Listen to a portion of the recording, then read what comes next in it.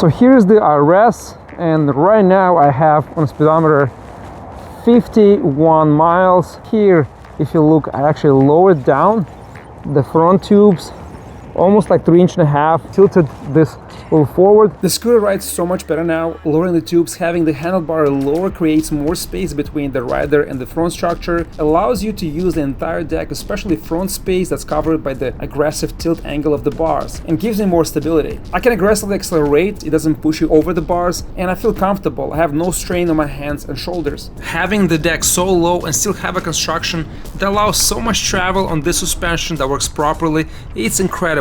If you ask me to choose the most comfortable scooter for high speeds, this will be my #1 pick. Second pick will be RX-7, but on RX-7 you have insane grip because of PMT tires that come stock. This RS, if you plan to race it, it will need PMTs and higher discharge controllers, and this frame is race ready. This frame geometry, and I'm in second suspension position, there's a lower point setting, and it feels super stable for me. This scooter at high speeds just flows perfectly. Before we get into the speed and the range test numbers, last week I attended the New York City Expo and I saw this new light model. This new color scheme looks very refreshing, and I did not know that the RS model has the steer dampening inside the front suspension column. I don't know how good this is and how it works. It looks more like a clamp that squeezes the column axle. I'll play with it and see what it does, but there's not much to it. It is insanely cool idea if it works, and I hope it does something. If this actually works, it will be beyond impressive and will make the RS the most impressive, most advanced scooter I have tried, with the suspension adjustments and the steering column dampener. No more bulk, no more hanging stuff around your steering tubes. This looks super clean. And this new color and detailing and matching spacer on top with suspension arm just looks sick, guys. Let's go on maximum speed. All right, so that's working, that's recording. See if the front is actually engaged. Yeah, it's spinning, all good to go. See now. Whoa, whoa, whoa, the start is crazy. It took me a second to balance it. No, red light, come on. But 50, easily. Try to get a green light from the start till the end. Wow, this leans so much and so easy. And it's gonna take a couple of seconds to kind of like rest the battery so it cools down, and do it one more time. But the pickup was really nice. Now there is an issue with my front motor. I actually did a test on the stand, the motorcycle stand. The back was 79 miles and the front was only getting 55, 57 miles. So I'm not sure if it's a hardware issue or software issue. I have to troubleshoot, but I want to see how much I'll get in top speed with the weight on the scooter.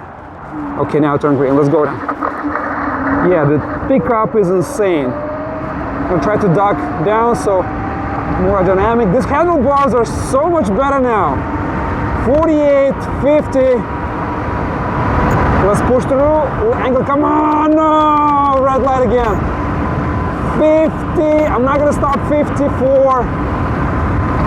It's not a real red light here, so there's no intersection, but 54, 53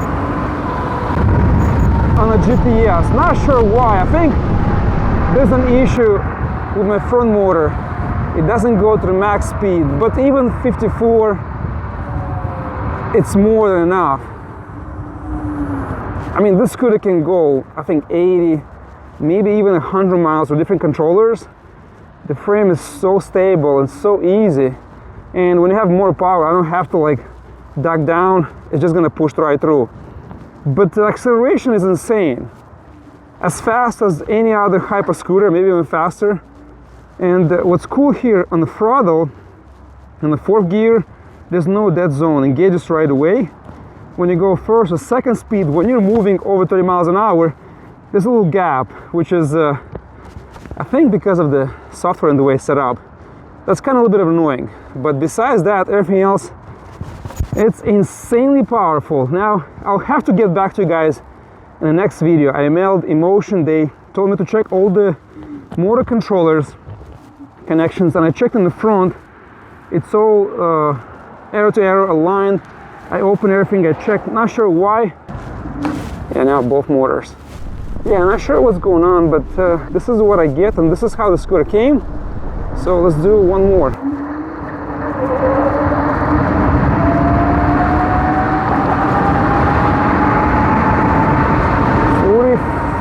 50.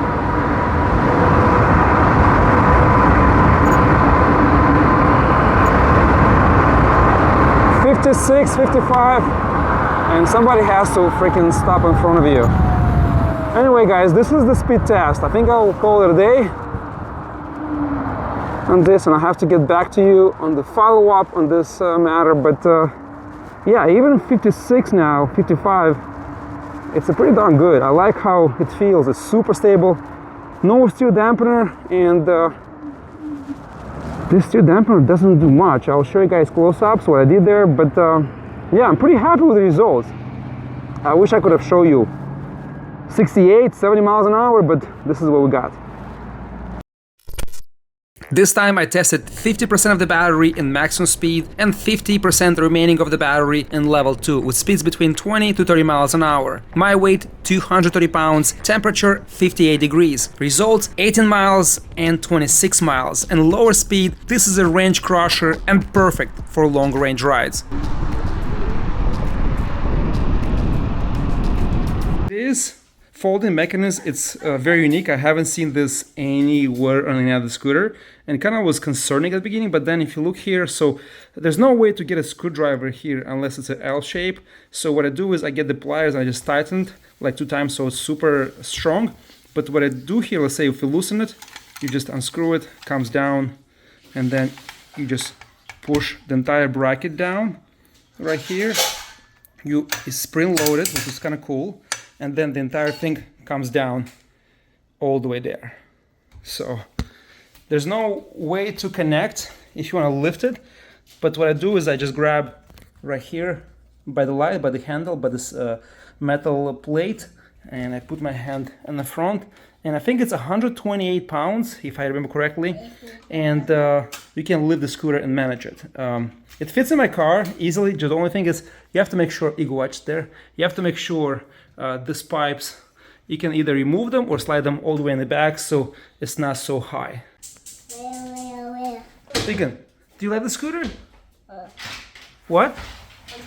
Do you like the scooter? Yes. Remember how we say yes? Yes. No, yes. Yes. I'm swapping the handlebars, and look at this. So I took the grips out, and I think this is very important to share so you guys know. So on the throttle side, you have this spacer, and the base, once you thread in the screw, it expands here and acts as a hardware, so the entire grip, the entire twist throttle would not come out, and you have a screw here. You can hopefully see it and hear it. So once you install this grip here and thread the screw, this is gonna, I have to push it all the way in. This is gonna expand and keep it from coming out. Now, the opposite side, it's a regular grip. There's no hardware to secure it. It's kind of hard to remove it, so chances of this moving out are very slim, and you're gonna feel it, you're gonna see it, so it's gonna be soft here on the side. But it'd be nice to have some hardware at least on one side, or at least to match this design, so it should be on both sides. I think it's a cool thing to mention. I haven't seen this on any other scooters, and I think this is important to show. And we're gonna ride and see how this band acts. The idea behind is to lift back the excess so it's flush here, so you don't see this, and compensate for the height with the handlebars pushing forward. So the reason I lowered down, because the band is actually good for stability, but takes a lot of the space between the rider and the handlebar. It kind of like pushes this into your gut, into your chest. Now having the handlebars in the front and clearing up the space, and this actually, I can push it forward. You see, pushing like that in the front allows for more space between this point and the rider. So allows you to move all the deck space. So that's pretty much the idea, but let's finish this and see how it rides. So when it comes to charging, I have here 2 chargers. This is the one that you get in the box. It's 5 amps, so 10 amps, and this should charge this scooter in about 4.5 hours. You connect here. You can actually do 110 amp if you have a bigger charger, like I used in previous videos for the one wheel, the hypercharger. It's going to be more compact, less weight and less space will occupy. So here is the bar swapped and lowered, and it looks kind of cool, but because it's going down, it's not really comfortable. I just took it for like 5-mile span, and you need to get this bars now bent inside and up. So you can see here the angle.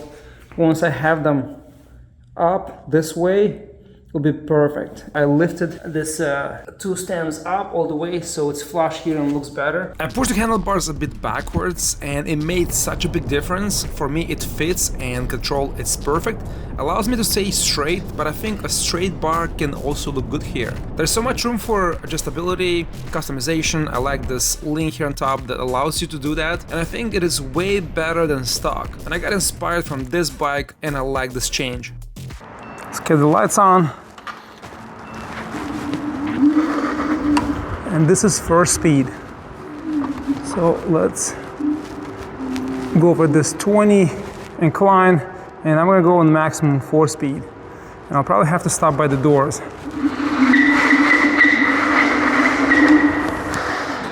Yeah, this thing is insane now. Wow. The peel is just unbelievable. Yeah, this thing is nuts. Now 100% is just crazy. Let's stop here and I'll show you quickly what I did change here. So when you go into the app, and this is a really cool app, INMOTION outdid themselves. It's simple and so easy to use. It has a lot of info. So connected shows 83% on a scooter. I have about 5-6 miles covered so far. So here you have in settings all these options, and I put here acceleration 100%, 100%, brake 100%, 100%. So now this is a different scooter. The power is just crazy, guys. It's just too much. So you have a lot of here reset, firmware update, calibration. But what is cool here, battery, this is what I like. You have all this information, fully charged cycles. I only charged it once. It should show 1. I don't know why it's showing 0, but it was almost like 80% what I got. So maybe it has to be depleted once and then charged fully. So voltage 80% and 80 volts, and here you can see temperature and each cell, the charge 4.01 volts. I charged to 99%, it was showing 4.17, so I didn't charge completely. I'll have to compensate 1%, but this app, it's pretty cool. It shows here all the information, maximum speed. This is maximum speed before unlocking. I hit 55 miles an hour. And here you have online service, and what's cool here, you can send text messages.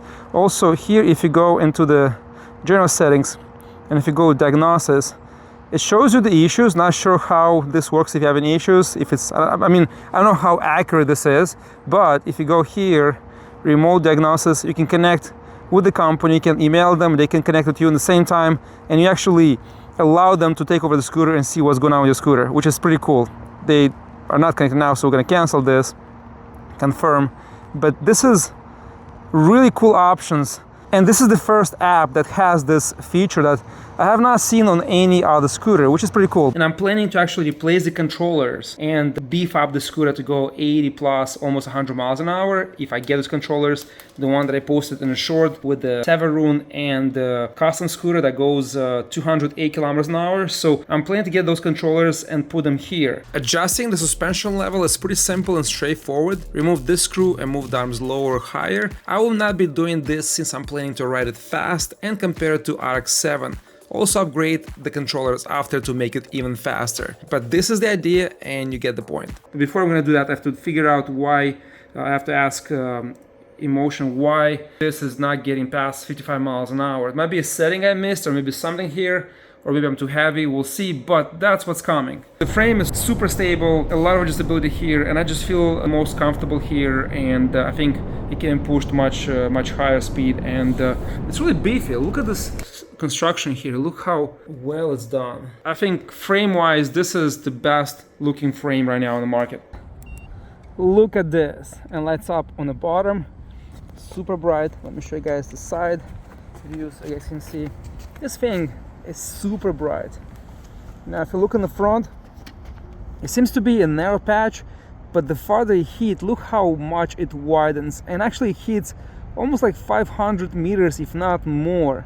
This light is really powerful. Now if you look closer, it's like very narrow, but it's enough. It's so concentrated. We're gonna do some riding in the evening, and we'll try a different camera. I feel like on this camera, it doesn't really reflect how intense and how bright it is. If you ride the scooter on the highway, 40, 50 miles an hour, this is perfect. If you go 30, 20, still it's visible. It looks kind of like narrow, but it's not, guys. It's more enough. It would be nicer to have maybe like 2-3 feet wider patch, but still I think it's pretty good. And this is how it looks riding. Let's hit here a dark patch so you guys can have a better idea. Look at it, lights up, more than enough. Let's do the rear brake light. Look at this thing, look how bright it is, and look how thin and how slick it is. This is the best light on a scooter I've seen so far, and this tail just looks way too good. Side view of the light. Look at this thing. Returning signals. So you have notification here in the front, and you have the side only in the back, and they only flash 7 times. I think it's too short, and it should have like at least 10 clicks, and it should have a noise when it's beeping, right? And it has automatic turn off. So let's do one more time. 2, 3, 4, 5, 6, 7, and that's it. So it should be at least 10. So INMOTION, please program this to be 10, at least 10, maybe 15, even longer, better, and have like a noise, beeping noise when it's on. I think it'll be perfect. But besides that, the lights are really well done, extremely bright. Look at it's like an X. If you look from the top, looks like an X. You can upgrade the grips for $25 and order the thumb throttle. You can have that option, and the screen is colored and gives you all the info you need for your ride. Length of the deck is 23 inches. You have more room here, so you can stretch it to almost 24. The footrest 8 inches. Width, it is 10 inch and a half. You have a lot of space here, and I covered so far 87 miles in 1 week, and this thing is a rocket. So this screw, when you twist it, when you turn it to the right, you can see here directions. It's pretty much just plastic, and it kind of stiffens it a little bit, but doesn't lock it in. So if you go more, it breaks the threads. So it's just, I think, 2 plastic soft plates on both sides squeezing the turning axle. That's what it looks like it is. So I was expecting to see here some mechanism that actually works as a steer dampener, but it's not. That's more like a gimmicky thing. So just to tie it a little bit, it's gonna make it more difficult, but slightly, not much. I was expecting a real functioning dampening system, but it's not. It's just gonna kind of like tie it a little bit and make it a little stiffer, but that's pretty much it. You can't lock it in, and it doesn't give you a real steer dampener motion. This is pretty much what it is, and I was super excited to see a very complex mechanism there holding and working, but it doesn't really do much. I have 160 mil rotors, front and back, and I don't want to sound like I'm complaining. These brakes are good brakes. I put max regen, so really stopping on the dime. It's just design wise. I mean, this is just like cheap zoom brakes. Like, we need to have something premium for this frame, for this specs, for this components. Like, this is like a drawdown. Like, this is like the weakest link, not performance, but just design and look. I think it should be better. Like a quick walk around so you guys can see this thing. It's just insane. The comfort is unreal. You have to, like, if you have a chance, if you're saving up for the next scooter, you have to give it a try and see how this compares to anything you know or you tried so far. It's just exceptionally comfortable. A quick suggestion, not a comparison, for the INMOTION team. So look at this, guys. These are the best craziest, brightest lights in a scooter I've seen so far.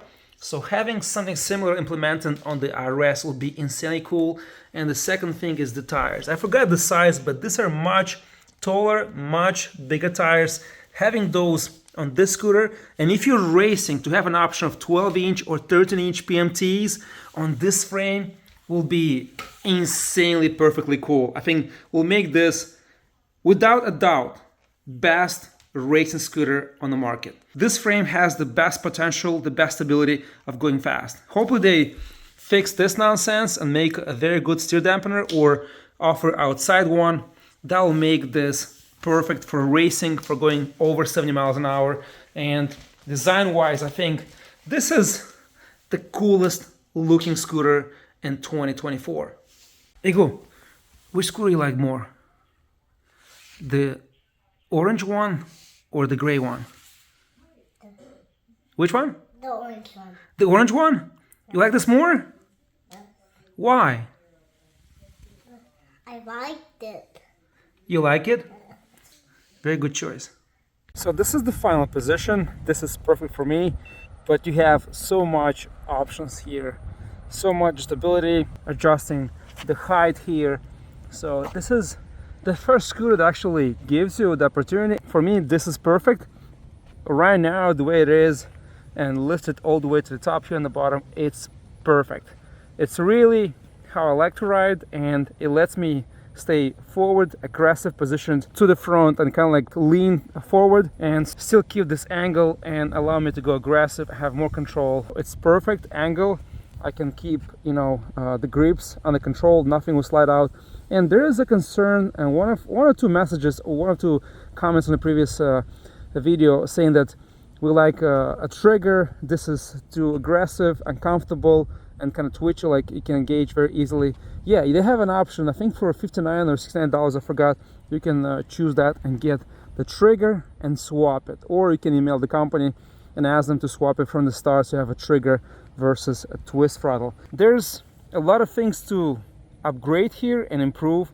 So far, frame-wise, capabilities, this is the best frame and HYPERSCOOTER segment I tried. And this adjustability here, I didn't play with it, but allows you, you know, for different style riding, city and for off-road, to really do stuff that you cannot do with other scooters. And if you want to go fast, over 50 miles an hour, I recommend getting PMTs because these tires are good for a mix, like some medium off-road and city, but if you go over 50, they just bounce a little bit, and having PMTs here will be so much better. And another thing which I forgot to mention, I got the Magura brakes, and in the back you can swap it, it's perfect, but in the front, because of the design, there's no adapters to match the left side, so it doesn't fit here. So if anyone did it, if anyone has a custom bracket to put the Magura, because usually they go on the right hand side, and if you flip it, it doesn't match, so you have to make a custom bracket. If anyone has that, please comment below, direct me to them. But so far I did not find, I could not put here the Magura in the front, so that's why I left them stock. But this scooter needs one, PMTs for speed, and you need brakes, Magura brakes. Everything else is perfect, and a steer dampener, because this one is just not what it should do, and I hope they improve and make it perfect, but so far it doesn't work. Right, so let's see here the suspension. So 8 positions in the front, let's see how many positions are in the back. So there are 11 in the back. Oh, it's too soft. More, and that's the cool part, you can actually adjust on the fly. Yeah, much better. I think I'll do just one more. Much better. Out of the box it was kind of stiff, which I mentioned in the first video, and now adjusting it, and we'll see how it does. So it has 30 seconds timeout. So let's say if you stop and it's 30 seconds, you're gonna go into neutral, so you don't touch the throttle by accident, and engage it. Oh wow, much better now. You feel like you're almost like on the ground, and it's just, I don't know, at 45, 50, I feel like it's safe, I feel stable, confident to push more. I just don't have room here. And going 35 miles an hour, and you can see the screen, it's perfectly calibrated. It shows exact speed and exact timing. I mean, I'm kind of like continuously moving, and there's no traffic here. There's no, like, you know, in the city you have interference. Here there's none of that, and look, it's perfectly working. And I saw another comment, somebody was talking yesterday about comparing this scooter with another one, with the Segway GT2. GT2 is not even near to performance to this model, but yes, GT2, GT1, Segway does quality stuff. They're great scooters, but they're not high performance. 37, 38, 40 miles can be considered high performance, but like entry level high performance, this is like fastest, and we'll see how much we get, because I've seen other videos 68, 65, some people got 70 miles an hour, some 71, 72, but like lighter riders. So Segway is like twice the power, twice the speed, and yeah, that's not even like comparable. And somebody was saying that, oh, this brand, the INMOTION, is like low quality, poor quality. There's issues with any product, like Apple, Samsung, the best products in the world. There's issues. It's all how the company handles it. And right now, having the scooter for 2 weeks, the quality, guys, it's really high. It is the same as Segway. It's just performance levels is uncomparable.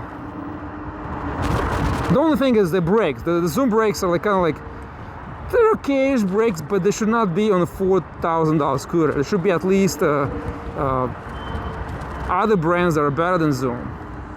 That I would agree, yes. Brakes should be upgraded. But anything else, screen, tires, structure, suspension, this is the best stuff you get on the HYPERSCOOTER. The deck, the rubber, it's pretty good. It's super comfortable. This is the most comfortable scooter that I tried actually so far, and I like this design here, the way it comes here on the angle. Just look sick. This thing is a beast. It's just a beautiful scooter. This thing, it's grippy, and I rode it. I never wiped, never cleaned it, and I think this rubber top is actually easier to maintain than other scooters. You just wipe it once and it stays clean for a long time. Very easy to you know, to keep it like nice and clean. And here I mentioned in the first video that I didn't like that, but this is needed. You see, it has a rubber gasket on the top here, don't focus, and has also this cap, so you have to just push it forward and then it's closing, and this way you get IPX6 for the body and IPX7 for the battery. So now it's completely waterproof. There is no water getting inside. Now we have here 2000 watt motor in the front, 2000 watt motor in the back. And what is cool about this motor, so they actually improved the wiring. You see here, metal mesh, it's much wider, and we have the phase wires much thicker, so it can pull much more amps. Now this unit, I don't know if it's set up to the max because I got a lower top speed, but it has more potential. Thicker wires can draw more current and can give you more performance. Still, the way it is, this is more than enough. I will never go to the max, but I feel like this frame has potential. Guys, this scooter, it's freaking insanely well built. This scooter, this frame, this platform gives you the best adjustability from all the scooters I tried so far. It doesn't have all the features that RX has, RX-7, and we're gonna compare them both, but still, I think RX-7 and this RS are the best options on the market. Now it's hard for me to decide which one is better. I have to do a full video and compare them both, but design wise I think this has an edge. It just looks more aggressive, more sportier. This thing is solid. 8,400 watts peak power, 72 volts, 40 amp hour battery, and they should do this as well with battery. Being able to just, you know, release like the RX-7 is going to be so much cooler. Hopefully, I mean, INMOTION, if you guys watching this, get us a swallowable battery. This will be so cool. Then this scooter has it all. And please upgrade the brakes. Look how clean this is. For me, it's so hard to choose the best scooter between RS and RX-7. They have unique features. Next video, I'll compare the stats, put them head to head, and we'll decide the winner. But for now, let me know in the comments which one you like and why. Thank you for watching until the end. Ride safe, and I'll see you next time.